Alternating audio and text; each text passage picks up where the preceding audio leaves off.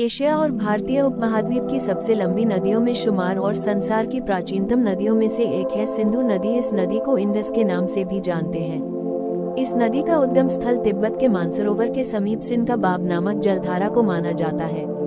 लगभग 3200 किलोमीटर लंबी यह नदी 3 देशों भारत, पाकिस्तान और चीन में बहती है। पाकिस्तान की सबसे लंबी नदी होने के साथ साथ सिंधु नदी वहां की राष्ट्रीय नदी भी है। शुरुआत में यह नदी तिब्बत से कश्मीर की ओर बहती है, जो कि आगे चलकर नंगा पर्वत के उत्तरी भाग से निकलकर पाकिस्तान की ओर बहते हुए अंत में अरब सागर में जाकर समाहित हो जाती है। भारतीय संस्कृति और सभ्यता का अपनी गोद में पालन पोषण करने वाली सिंधु नदी के तट पर ही कई ऋषि मुनियों ने तपस्या की, तो यहीं पर कई वेद पुराण भी रचे गए। इतिहास में इस नदी का उद्गम कैलाश पर्वत के उत्तर में करीब 5000 मीटर की ऊंचाई पर माना जाता है।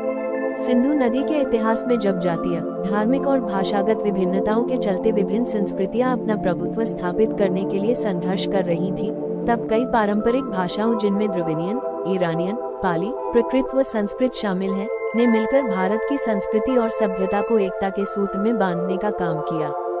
इतिहास के आधार पर सिंधु नदी हिंदुस्तान और हिंदुस्तानियों को अरब और ईरानियों से अलग करने वाली सीमांकन रेखा के रूप में जानी जाती है। जब अलेक्जेंडर अपने दल के साथ सिंधु नदी को पार कर भारत आया, तो उसने ये देखा कि यहाँ की संस्कृति, भाषा, कपड़े, रहन सहन, खान पान आदि यूनान और ईरान देशों से बिल्कुल अलग है।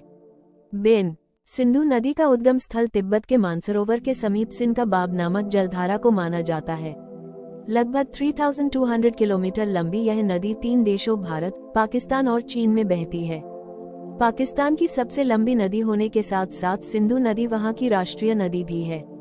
शुरुआत में यह नदी तिब्बत से कश्मीर की ओर बहती है, जो कि आगे चलकर नंगा पर्वत के उत्तरी भाग से निकलकर पाकिस्तान की ओर बहते हुए अंत में अरब सागर में जाकर समाहित हो जाती है।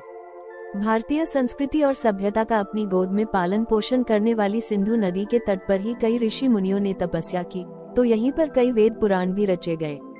इतिहास में इस नदी का उद्गम कैलाश पर्वत के उत्तर में करीब 5000 मीटर की ऊंचाई पर माना जाता है। सिंधु नदी के इतिहास में जब जातीय, धार्मिक और भाषागत विभिन्नताओं के चलते विभिन्न संस्कृतियां अपना प्रभुत्व स्थापित करने के लिए संघर्ष कर रही थी, तब कई पारंपरिक भाषाओं जिनमें द्रविडियन, ईरानियन, पाली, प्राकृत व संस्कृत शामिल है, ने मिलकर भारत की संस्कृति और सभ्यता को एकता के सूत्र में बांधने का काम किया। इतिहास के आधार पर सिंधु नदी हिंदुस्तान और हिंदुस्तानियों को अरब और ईरानियों से अलग करने वाली सीमांकन रेखा के रूप में जानी जाती है। जब अलेक्जेंडर अपने दल के साथ सिंधु नदी को पार कर भारत आया, तो उसने ये देखा कि यहाँ की संस्कृति, भाषा, कपड़े, रहन सहन, खान पान आदि यूनान और ईरान देशों से बिल्कुल अलग है।